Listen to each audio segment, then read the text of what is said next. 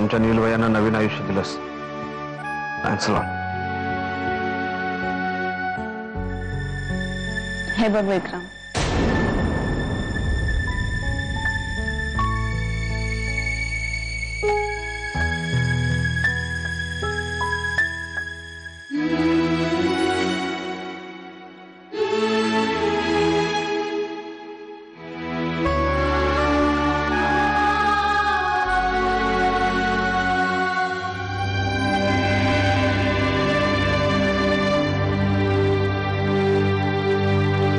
आपल्या दोघांच्याही घरून आपल्या लग्नाला विरोध आहे. तरीही माझं मन मला सांगतं माझं लग्न होणार तुझ्याबरोबर. एक दिवस तूच मला ह्या शारदा सदन मधून घेऊन जा.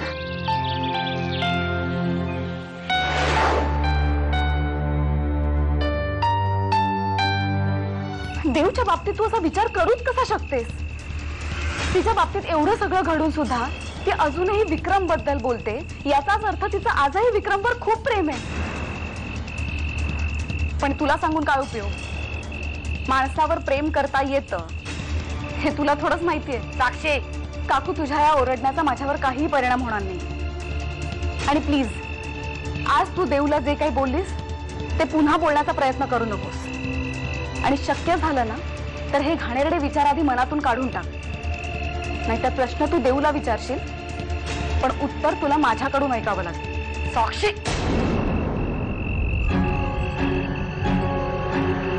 या रागिणीला या घरात न येऊ देण्याचा आमचा निर्णय पक्का आहे. पण का? तुमच्या प्रत्येक प्रश्नाला उत्तर द्यायला आम्ही बांधील नाही आहोत. कोण तुम्ही? प्रत्येकाच्या आयुष्याचा न्याय निवाडा करणारे कोण तुम्ही?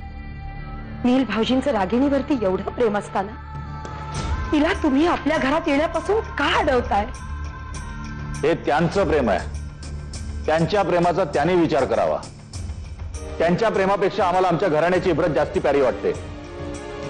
आणि असली प्रेम प्रकरणं त्यांनी घराच्या बाहेर ठेवावीत.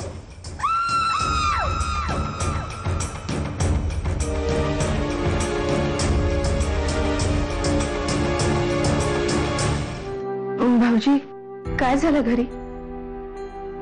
आमच्याबद्दल सगळ्यांना कळलं. आम्ही सांगितलं.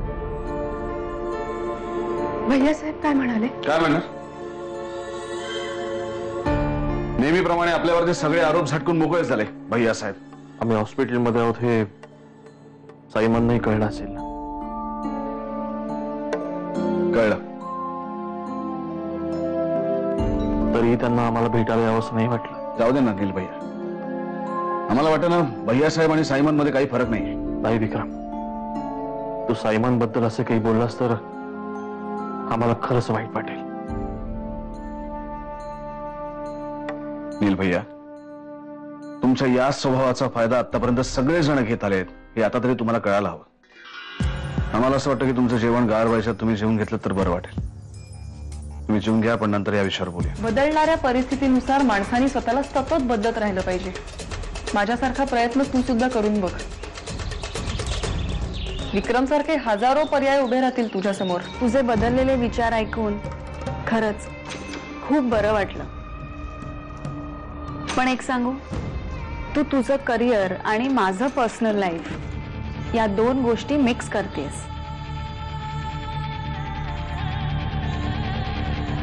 श्रावणी, तू जी स्वप्न पाहतेस ना ती पूर्ण करण्यासाठी तुझ्याकडे अनेक पर्याय आहेत.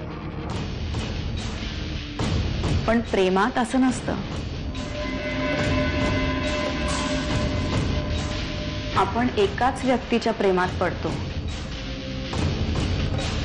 त्याला पर्याय नाही. आम्हाला वस्तुस्थिती कळल्यानंतर आम्ही काय निर्णय घेणार आहोत यापेक्षा सुद्धा खरी परिस्थिती तुम्हाला समजल्यानंतर तुम्ही काय निर्णय घेणार आहात हे जाणून घेण्यास आम्ही जास्त उत्सुक आहोत. साईमा, आम्हाला जे वाटलं ते आम्ही बोललो.